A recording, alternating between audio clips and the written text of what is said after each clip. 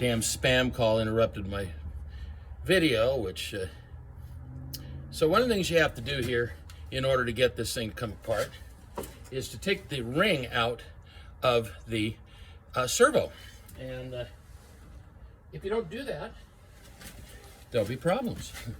You'll never get it apart. So let me see, I should have something in here of some help.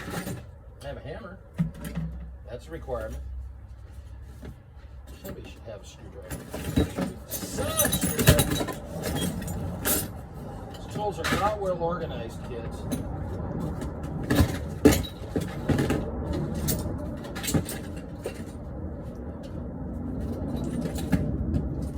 Not well organized. I'm going to run out and I'll grab another one. Be right back.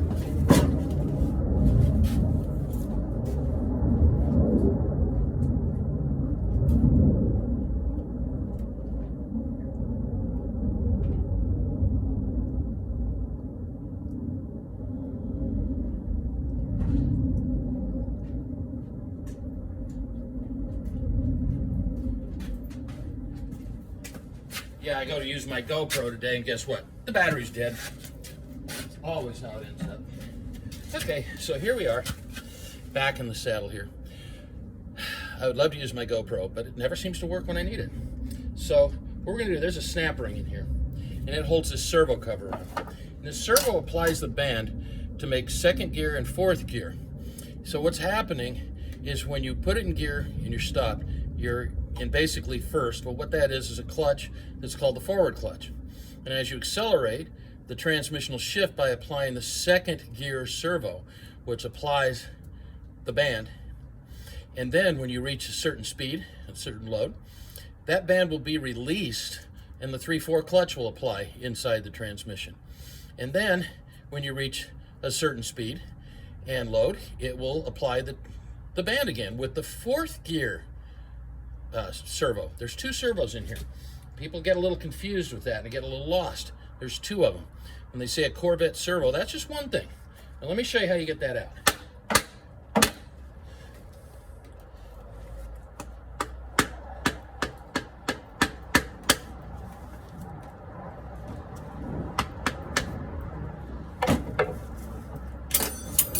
There goes the little snapper. It's out of here. Okay, now, it's not easy to pick up. It's just a ring, okay? It's very springy. But there is the servo cover. And it's not ready to come flying out. It needs a little help.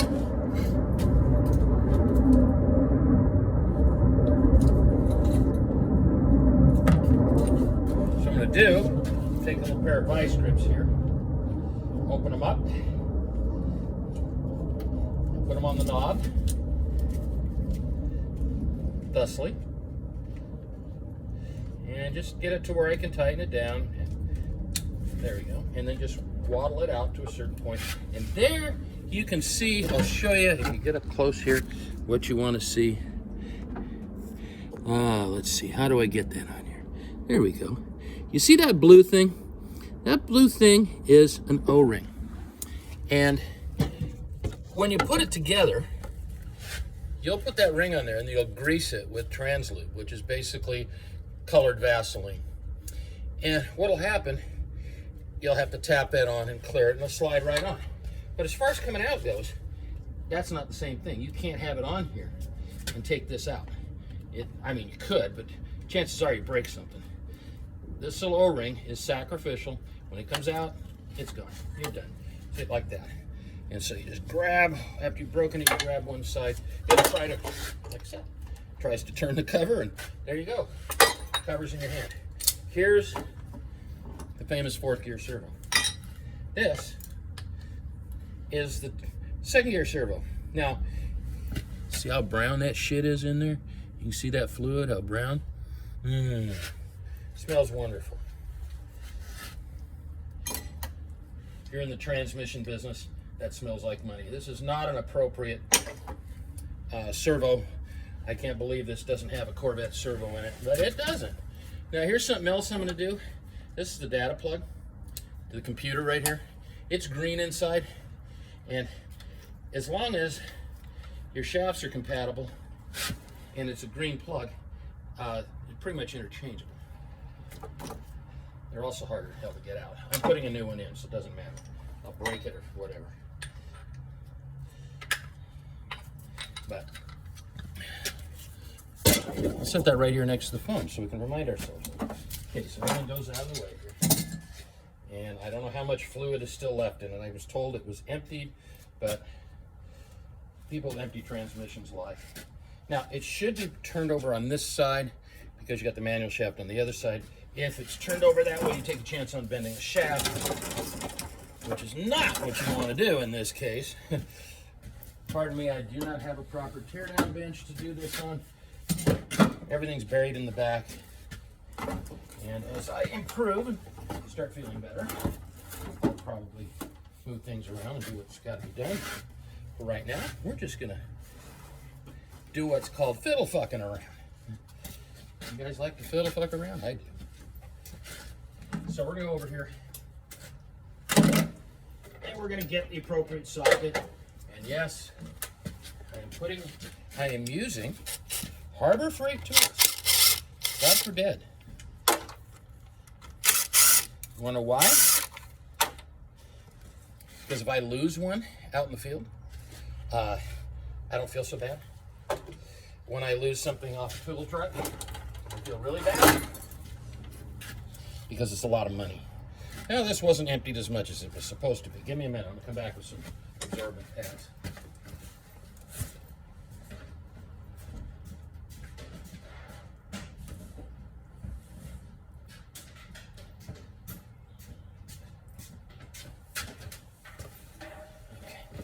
I wish I could share the smell with you. It's delightful. We also used to say that all the time. Smells like money. And you better believe it. Because when you're in a shop, it's going to cost money if it smells like this.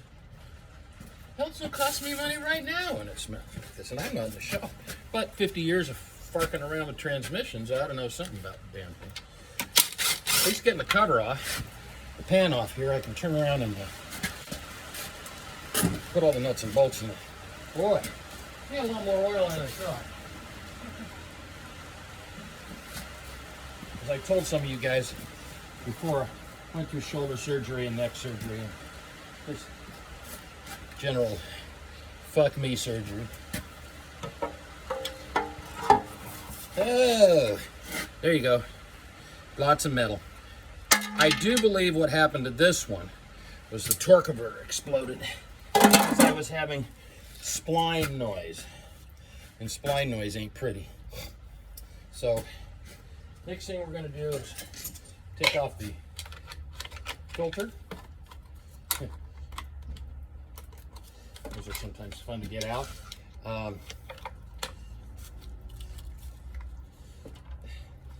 They're pretty good at holding their own here, these filters. They don't fall out like some of the older transmissions did. Okay, just dump that out right there. Woo. Looks like some paint we could use at Gene Winfield. Your tranny fluid isn't supposed to look like that. That's kind of a no-no. Okay, so first off in this little mess, we're in here, we see all these plugs and connectors and solenoids. We want to get them unplugged. And most part, I always replace the whole thing because these little things break off, but this one just doesn't seem to be breaking off like normal. One of them is called a PWM solenoid, and the other one is called a 3-2 solenoid. Don't mistake them. Okay, this one down here, this is kind of some of the fun of this transmission. Let me get a 10 millimeter in here.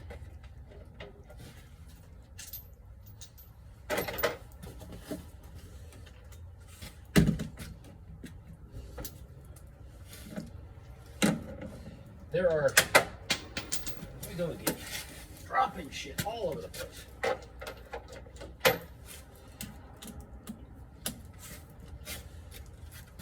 So this valve body is loaded with bolts, okay? And the thing you got to understand is they're different size bolts. And as long as you're doing this, if you put it together wrong, you'll lock the gear tree. You won't go anywhere. This little gadget has to get out of the way, into the pan. This one, this little bugger right here, okay? This little one has to leave before you can get to the bolts for the converter lockup. Now, do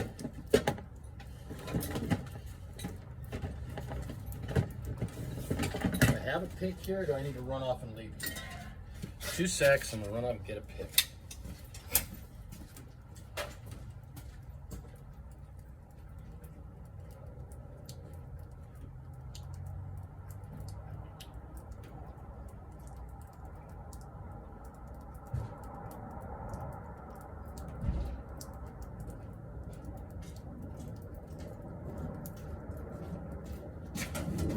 Trust me, I don't run that fast. I just edit my videos and then you won't see that. I'm just doing some oil control right now because I have quite a bit of tranny fluid dripping all over Hell Creation. I need to get that under control. I don't like traipsing through fluids of any kind, any oil, especially seeing as how a slip and fall wouldn't exactly do me any good. Now this solenoid, okay, this needs to come out of the way before you can take out the converter lockup solenoid. The converter lockup solenoid is something that's been here basically since day one, regardless of whether it's PWM or whatever. It's these all electronics are getting completely replaced, every bit of it. But it's attached to the wiring harness. It's not something that can be removed without cutting. And I don't recommend cutting. You don't need to. We had somebody on the transmission forum that you couldn't convince this guy that oil in the harness is bad for it. I tell you, electricity runs over the wires. It doesn't run through a wire, it runs on the outside.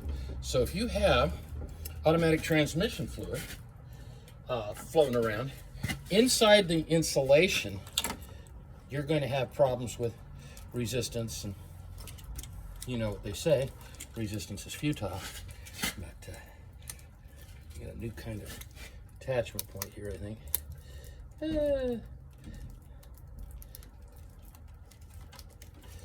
Come on, Jerko, how's holding you up here? Oh. There it goes. Grabbing the wrong damn thing. Okay, so that's clear. So now, got a few things to take off here. Sorry about the doors flipping back and forth. I was lucky to get this. I spent a year or two looking for a shop, and there's just none around here. Everything a guy would rent is rented at twice the price of the marijuana growers, and it kind of leaves us in a pickle. So here we are. Okay, so let's discuss these nuts and bolts. I like to take this guy off here. Let me take the recording device over there and show you, because this really illustrates a little bit better. I'm gonna flip it around, I think. Can I? I don't know. Oh, here, just do this. Okay. See this? That's the manual shaft I was talking about here. Right here. This guy going through. And it's hooked to the manual valve. And that does your selection hydraulically. It also has a spring that's mounted to the rooster cone. It's what we call the guy that gives you little detents, okay? Those little places where the unit sticks in gear, and you know, you put it in reverse, it goes there and stays there. Well, that rooster cone's a pain in the ass. It's pushing up on the valve body all the time. And you don't need that.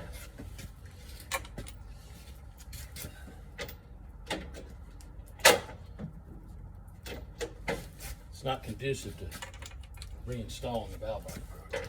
Why am I not getting the right side? That damn stupid. Yep. Okay, so we'll take the 10 off of here. You're going to see some 10s and some 8s on this valve body. But the most important thing is to take this spring off so that you don't have it sliding things around and causing issues. We'll put this in. When we get down to the 8s, I'm going to have to go fishing, but I'll edit out. So I got all these bolts. And you see there's 1, 2, 10 millimeters up here. And then there's 3 8 millimeters. Oh no, there's 3 10s and 2 8s, excuse me. See, blind as a bat. So I'm going to take the 10s out. This is a pressure manifold. And these tend to be the longest in the valve body. See, they're long because they have to go through that pressure manifold. Okay. Then we got the forward one. Medium long.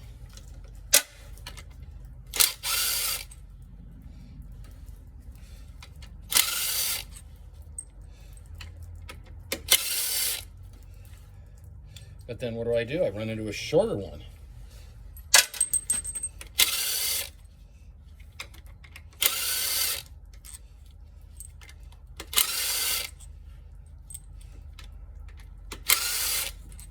Now, Gil-Younger always gives you bolt instructions when it comes to put the valve body back together. That's the beauty of the shift kit. Not only is it the best possible shift kit on the market, I don't care who you are or what you have to say, that is the best product for automatic transmissions. Gil was an absolute genius, and he knew how to fix transmissions. When you're old enough that you come up with all this stuff, and you know, you're raised with Gil-Younger, and you're around people like Gene Winfield and George Barris and, you know, Ed Iskandarian, all these big names who don't mean anything because, you know, their lives have already been lived and they've already done their thing and so forth. And, you know, we're sitting here, you know, we're on our way too. Let me, got another editing point. We're going to get that 8mm so we finish that valve body.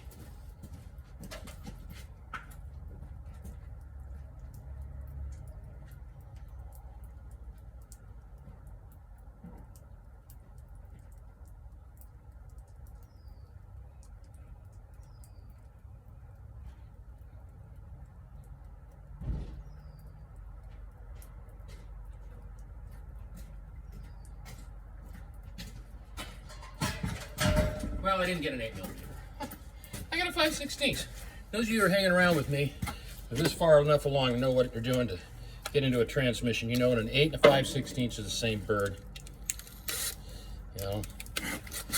So we'll go after that. Let's get the manifold off here. What do we use? 2 short little bolts. That's it. Just 2 little guys. And this guy is out of here. He also has a temperature sensor on him. So it tells you exactly what the fluid temperature is in the trans. It's actually telling the computer, but you can read that off your scanner.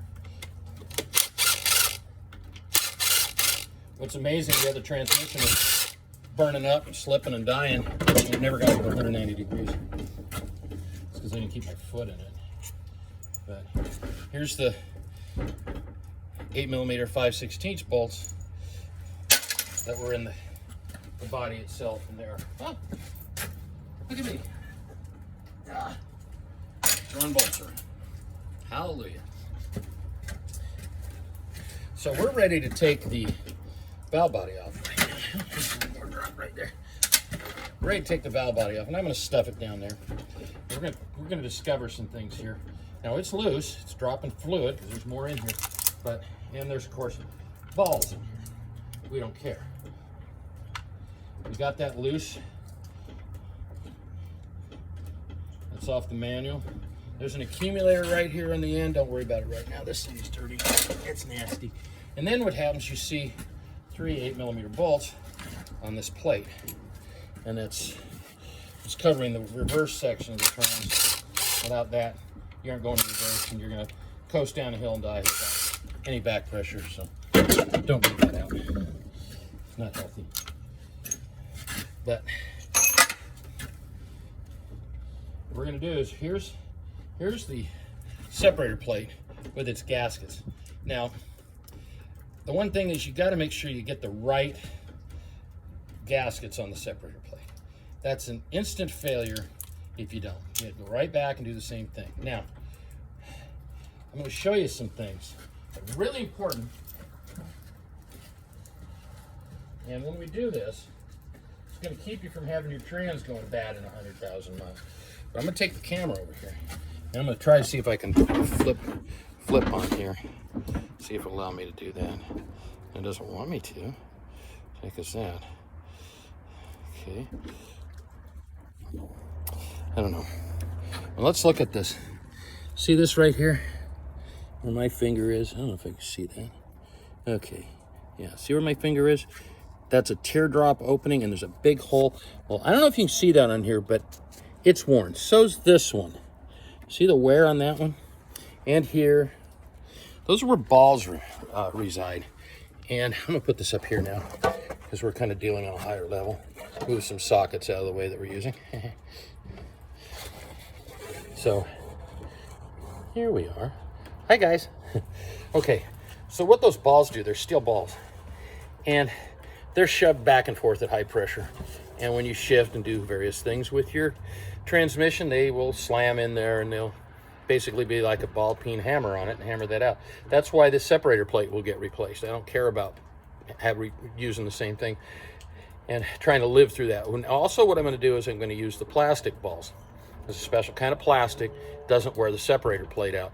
I had one in a Suburban that's sitting out here. We pulled it apart and I noticed that balls were missing and some of the holes were big enough for the ball to get through, and I found one of the balls that ended up in the planetary gear set, the rear planet, and blew it to pieces, just tore shit out of it. So that wasn't healthy. But everywhere there's a ball, you're gonna find wear. And these things, these screens, as much shit as we put through this, the screens are clean. And that's good. Nothing wrong with that.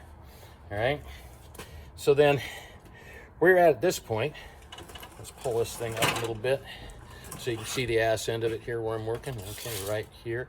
There's a little plate in there that controls the gadget called a parking pawl, and what it does is a little thing that sticks inside, and it grabs a slotted ring gear, and it sticks in one of the slots and keeps you from moving. That's your park, and this little thing is spring loaded, and that's why when you engage it, it'll go brrr if you're still moving.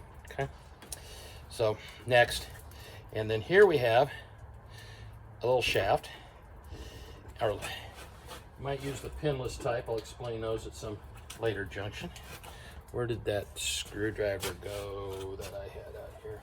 Come on, you guys can help. You can just sit there and watch all day. Stick your nose in here. Tell me where my damn screwdriver is. I still say this place is a mess because none of you friends want to come over here and help. This is called an accumulator piston. And thankfully it's not plastic. But there's some modifications that are made. We'll go over to the shift kit and we'll talk more about that. This right here is the anchor for the band internally, and then there's right here where the tube comes in, and there's one or two balls left, but for the most part that's all undone. There's a ball back here at the very rear, and that's the feed for the low reverse. I get that ball out of there because I want my reverse to come in fast. If I'm towing or something and I throw it in gear and I want to back that trailer up, I don't want any restrictions, and that ball will definitely cause the restrictions. I also up the reverse pressure substantially so that I don't have a problem when I'm hauling, because you can smoke reverse on one of these things fairly easily. Getting this manual shaft and rooster comb out is a necessity so that you can replace the shaft seal, which in this case it's leaking because there's all the gunge that's on it. So we want to replace that. So more fun and games. Takes an end wrench to do that. We're not going to do it right now. But I got the valve body out. And I'll probably zip over here and take out the pump bolts. But I've got to do some playing with the with those beautiful Torx bolts that I have over there. I hate Torx. But I'll take the pump bolts out. I was going to. Okay, kids.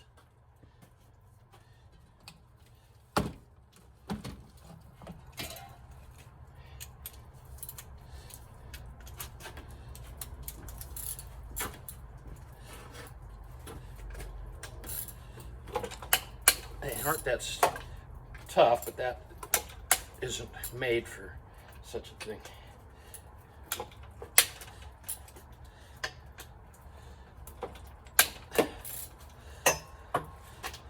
Now, one of the things we'll get into with these are the input shafts. And